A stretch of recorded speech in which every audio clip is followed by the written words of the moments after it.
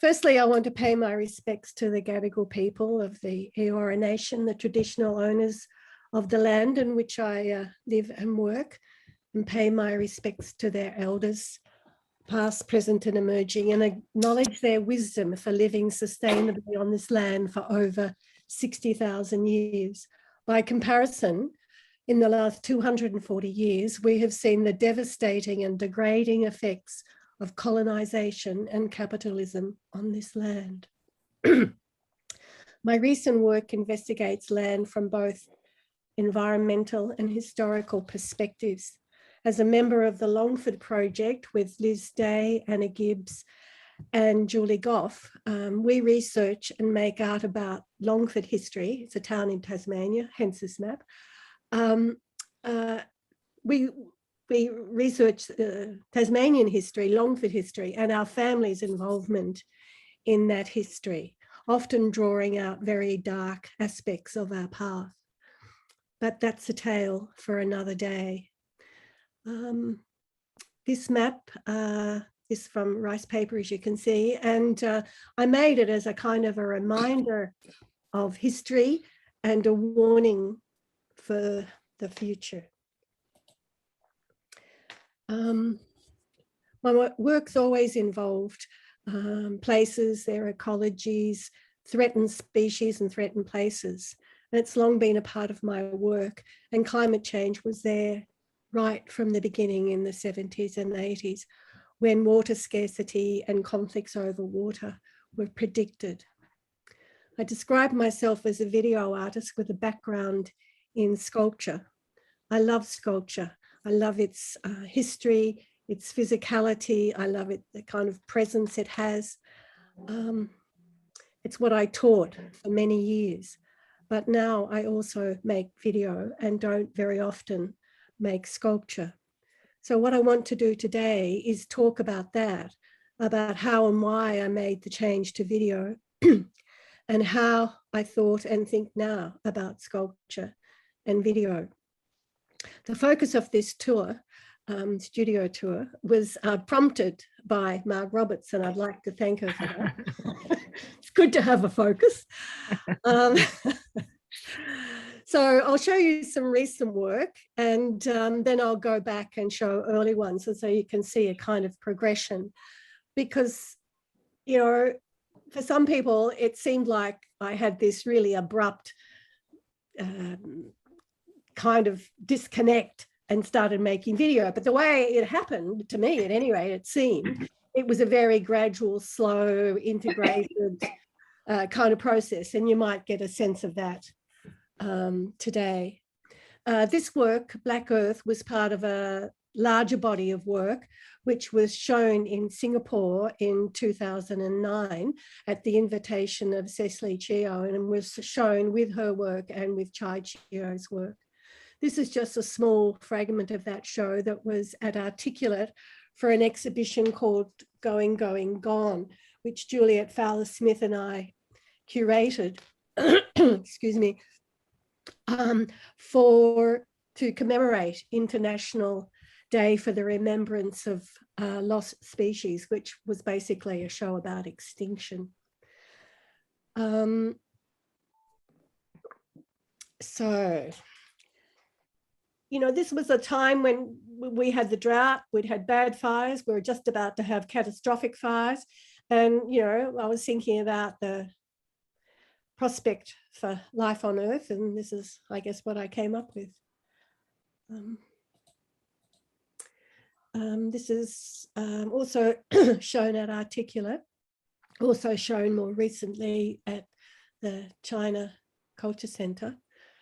Has this got the sound? No. So this has got 1, 2, 3, 4, 5, 6. There's a 6 screen that you can't see. The title of this work is a phrase that scientists use in determining the viability of species, that is, how often they're seen in a site. The work had images of trees, lots of sounds of birds, but hardly any birds were seen. And the sounds that you heard were of quite common birds.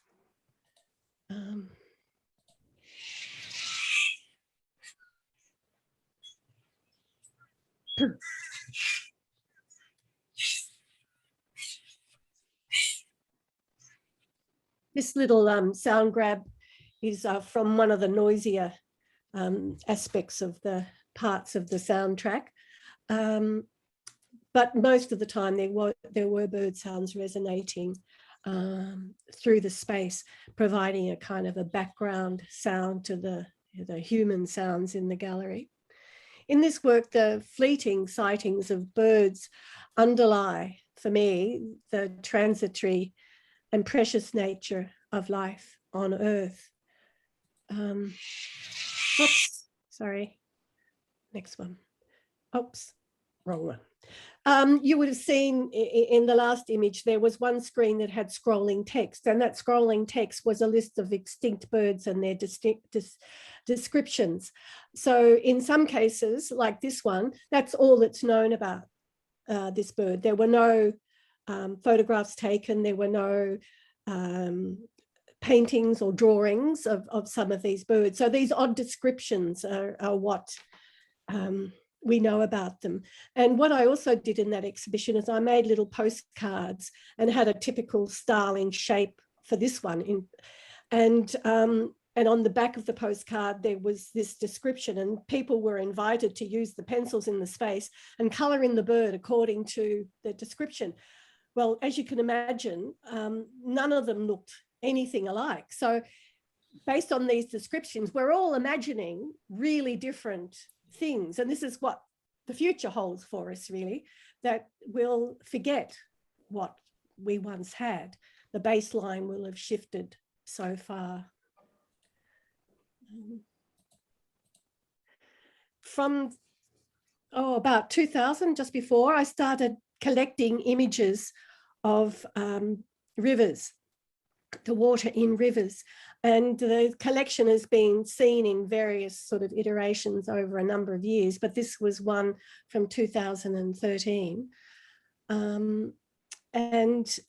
I wanted to sort of collect images of water while the rivers were still in a viable kind of state. Some of them here aren't all that lovely, but it was a way of sort of like a museum relic, so that in the future we could look back and see some rivers that were, you know, in an okay kind of condition.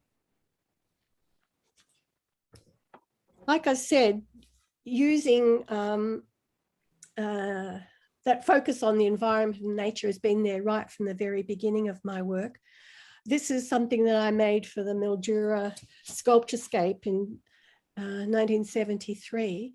The Sculpturescapes were, I think there were 3 of them in the 70s, part of the Sculpture Triennial. But this one in 73 was the first time that the landscape was used, and people, artists, sculptors were encouraged to make something like land art, or land within, you know, art within the environment. And this is my reflection on Mildura and its surroundings. It seemed to me a very surreal kind of landscape. It's in the middle of a desert, in amongst mallee scrub and beautiful red-brown earth. And right there in the middle of that are these green lawns and tomato bushes and orange trees. It really is a little hothouse kind of place. And of course, it's all happened with irrigation, which, you know, long ago, before now, has created salinization on the land and in the rivers. So the first texts that were written about greenhouse gas emissions and their consequences was published in 1972. And so we've been aware of this happening for a very long time, but nothing significant has changed. While I was a student, you know, like I said earlier, you know, I loved the traditions of sculpture, but, you know, just prior to this, I graduated from Art Craft Teachers College, which was an okay but not good art education. And but what was happening in the early 70s in sculpture was just so exciting. It was like absolutely anything was possible, as long as you could imagine it, maybe build it. It was really a wild time. And, you know, the idea of a single autonomous self-referential sculptural object, you know, had sort of gone. The idea that you could build things outside of the gallery was possible. You know, we considered the disparate relations within a work and around a work and the context of the work as being important. And this work kind of exemplifies that. And then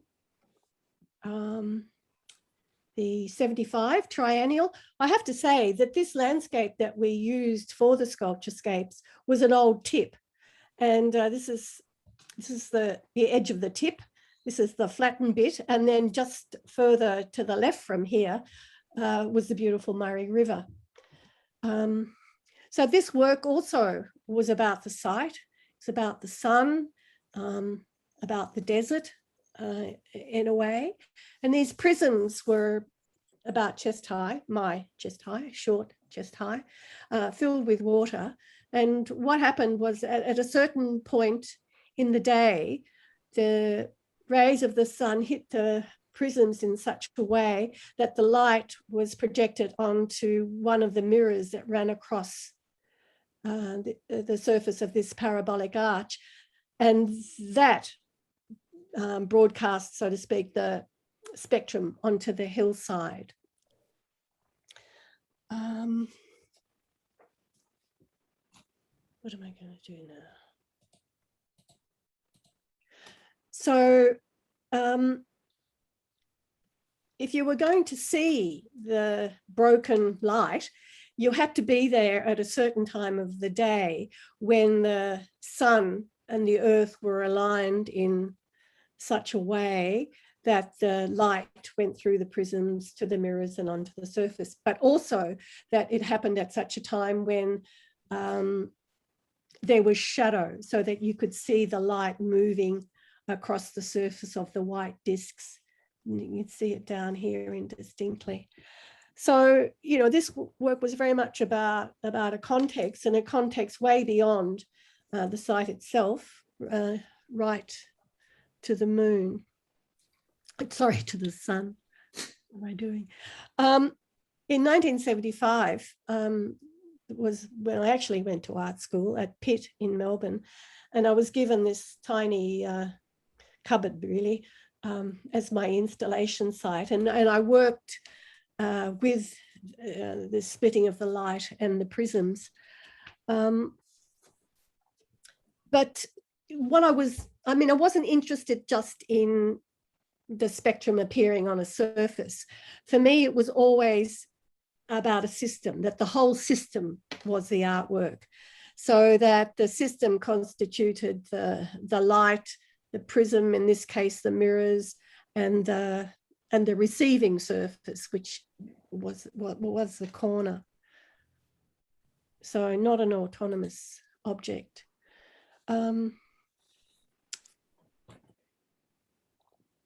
This work was made in the high country in Victoria in 1982.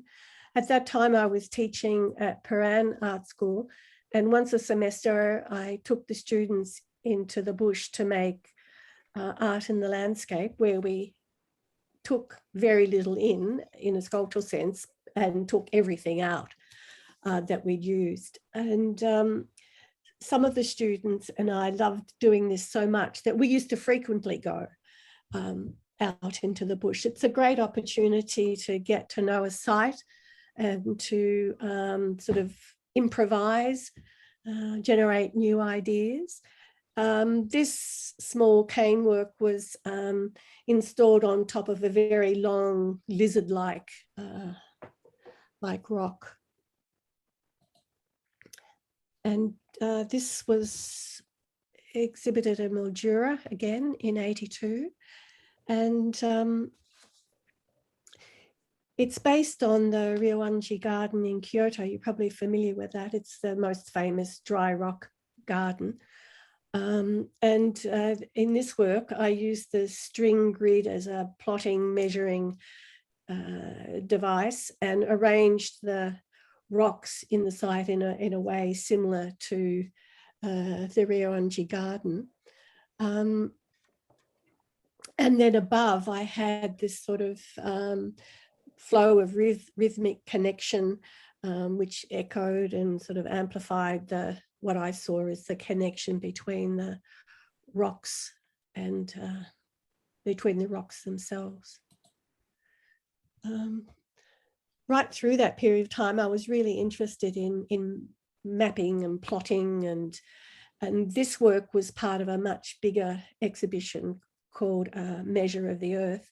And with this one, I was thinking about how, pure geometric forms might be evident in nature. And one day I was waiting for Anne Graham to pick me up to go to work, and I saw some ducks in the water, and they were doing things that created the circular ripples. And so that's what this work is based on.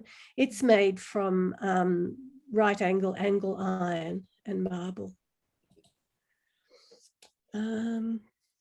This one was shown at the Art Gallery of New South Wales. It's made of crushed marble and polished plaster. There are something like 400 plaster domes. They're about 10 centimetres across, I think, maybe a little bit more. What I was interested in having here was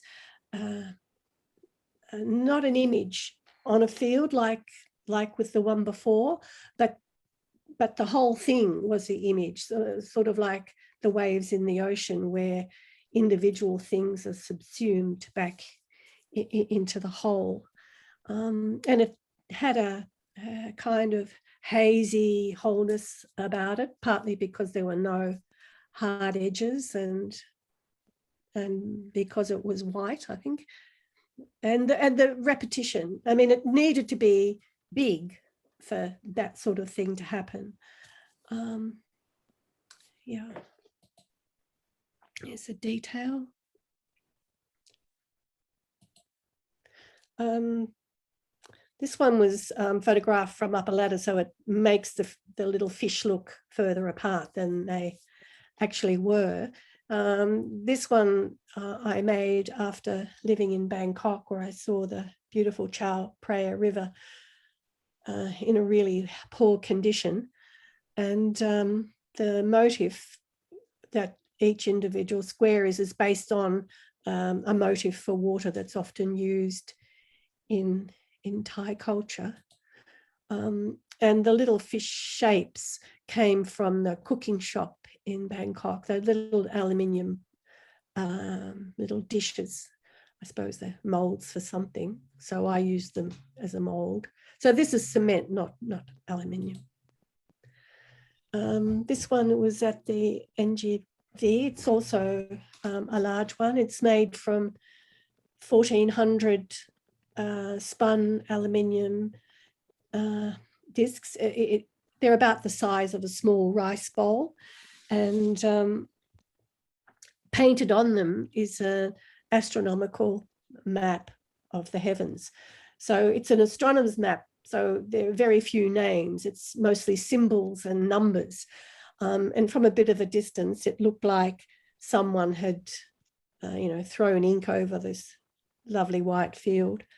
The title comes from the Flower Garden Sutra, which says, in the heaven of Indra, there is said to be a network of pearls so arranged that if you look at one, you see all the others reflected in it. And this treatise is on the nature of interconnection, how everything is connected. We understand this now in relation to ecology and the planet.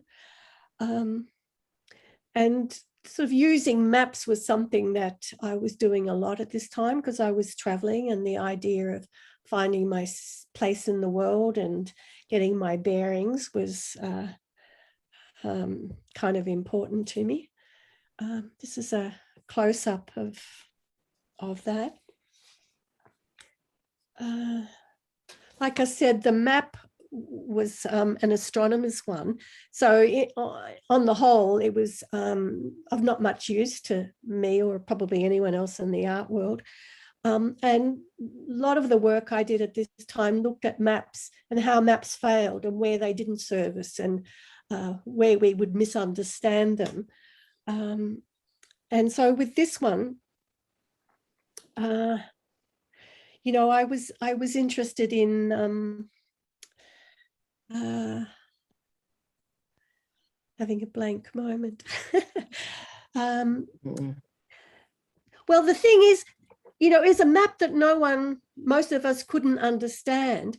And we don't find our bearings by the stars anymore. You know, we'd lost that art long before we started relying on Google Maps. So this was all a part of this work, this misunderstanding with maps. In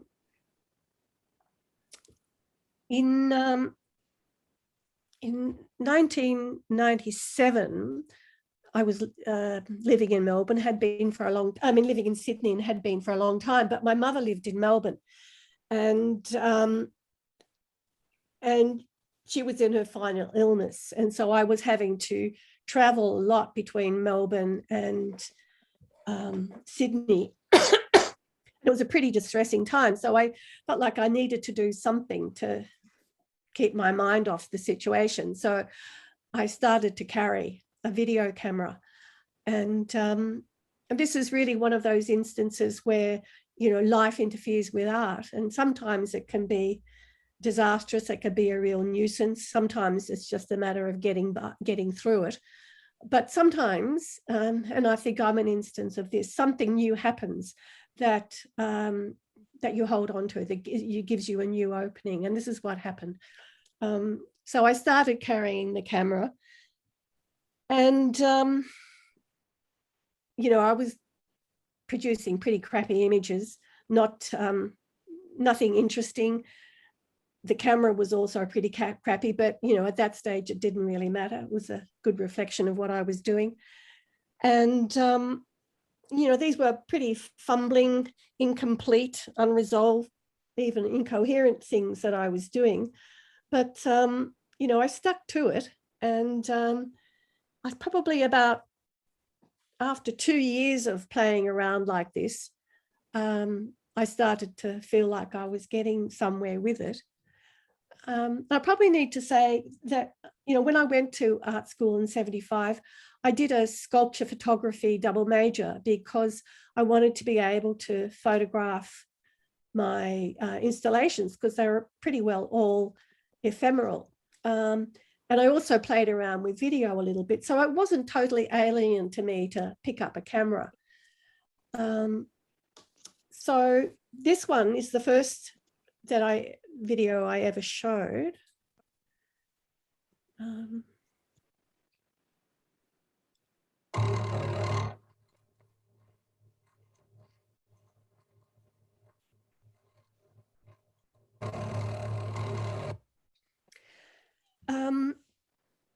So what I first did that seemed like a good thing to do for me as an artist was when I strapped the video camera to the dashboard of the car and started documenting the journeys that I was taking. And so with this one, this was the last time I left Melbourne after my mother died. And I strapped the camera to the dashboard in such a way that what was seen, as you could see here, was the mist and the rain and the clouds, but also light poles, tops of trees, tops of houses, and tram lines. Anyone that comes from Melbourne knows about tram lines, you know, they overhung all of us. So yeah, this was the beginning where I started to think I was getting somewhere with this. And I had a friend who was a new music composer who put the soundtrack to it, which made it altogether a much better thing.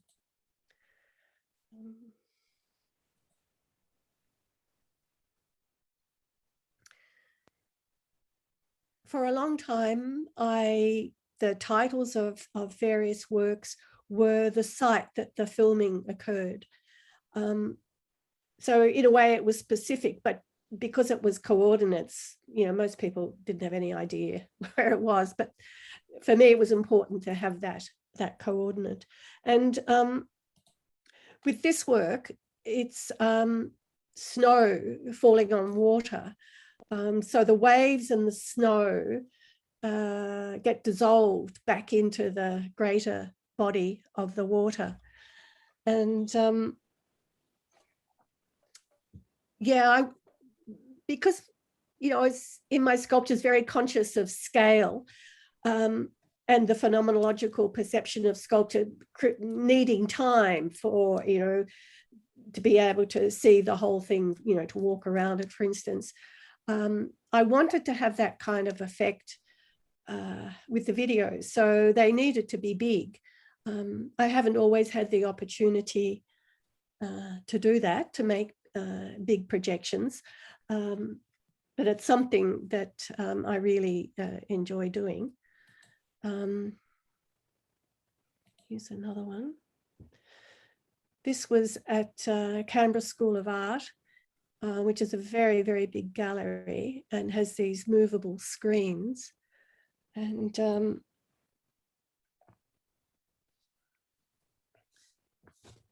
this work and the one before, it always seemed to me that they did, in a temporal sense, what moon watching and some of those earlier works did sculpturally, that, you know, it was like the field, the undifferentiated kind of field.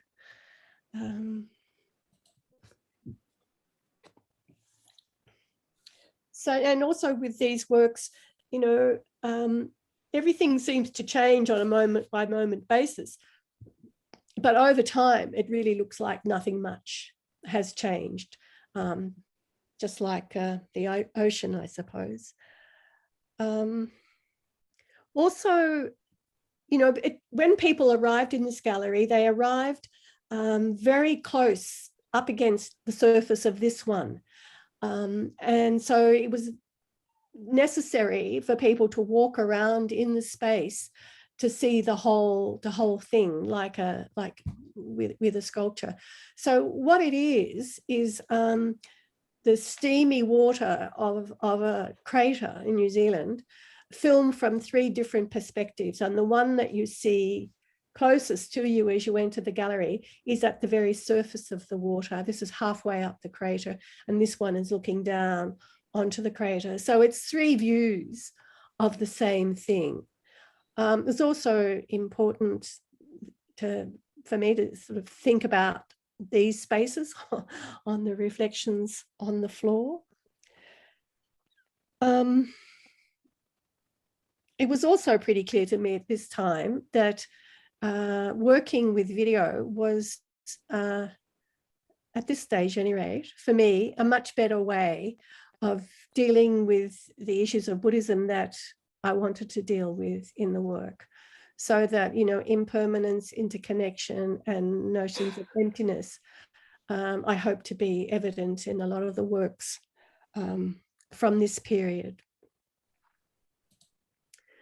This is a page from my notebook during that time, probably about 2005. And up here in this corner is the basic system, which is the projector, the throw distance, and the receiving surface. And down at the bottom here is all the different ways that these 3 screens could be put together in the space. So it's sort of like an inventory. And here are the diagrams of how it might work as a, you know, as a system and a number of systems. Yeah, so this one's circumnavigation. I had the opportunity to go up into a plane and fly on a number of occasions. I was lucky enough to do that. And, you know, I see clouds as matter, just like rocks and mountains, but, you know, these clouds, cumulus clouds, last on average about 9 minutes. So, you know, it's matter in a very transitory kind of way. different to the water at the site in New Zealand, which is working in geological time, but still transforming over that time period. But I also saw it as matter, like a sculpture. And so what I wanted to do is fly around the cloud and see what was on the other side. And when we came back, of course, it had totally changed, and it didn't look like this at all when we got back there. So, you know, this work is a documentary of that experience. But the plane was such a wee little thing, and the cloud so enormous, that even though the video is in real time, it looks like it's in slow motion. And these are diagrams of the different flights that I undertook. And you can't read it all here, but it says plane flew anti-clockwise. So, you know, there's the movement of the clouds, there's the movement of the plane. And so I had to kind of track those to work out how I would take advantage of those with the circulation of the movement in the space and how people would be able to perceive that. So that's why I needed to do these kinds of drawings. And this one is an example of playing with time. So, you know, videos run through time. It's a kind of linear time, but in editing, time is a super flexible thing. You can extend it and shorten it, and like this, you can cut it up. So yeah, I was playing with how you would work with three different timelines,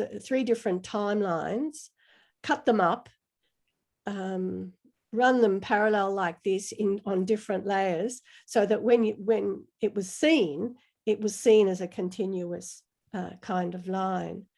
And also, you can't read fully down here. This note says, what is it? Discontinuous continuity in linear time. Discontinuous continuity is a pretty standard phrase used in filming and film editing, and montage is an example of that. But also it's a phrase that's used in Buddhism, and it's related to breathing. So breath, space, breath is an example of discontinuous continuity over time, so that spread out over time, and in the terms of breathing, hopefully continuing. This one is the Georges River at Kusula. It contained 3 sets of images. Well, this big one, which is of the Georges River in the tidal zone, which is quite clean. There's the small image that you see there, which is the Georges River above the weir in Liverpool. And behind us, behind the camera, is a wall that had a version of the Atlas of Water. So the Georges River was kind of put in the context of the Atlas. The year before this exhibition, Longwall coal mining, underneath the head of the Georges River. Oh, look, it's misspelled. Cracked the base of the river, and a lot of the water drained out of the river, and the river became stagnant for a long period of time and very polluted, and humans contributed to that by tossing all kinds of crap into the river. So this image at the back there, this small one, showed some of that.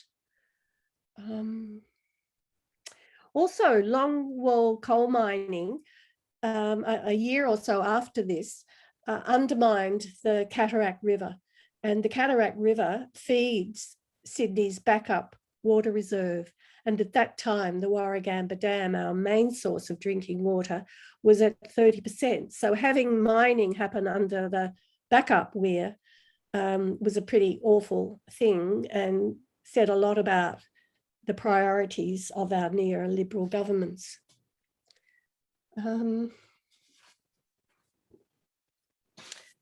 So that's it, really.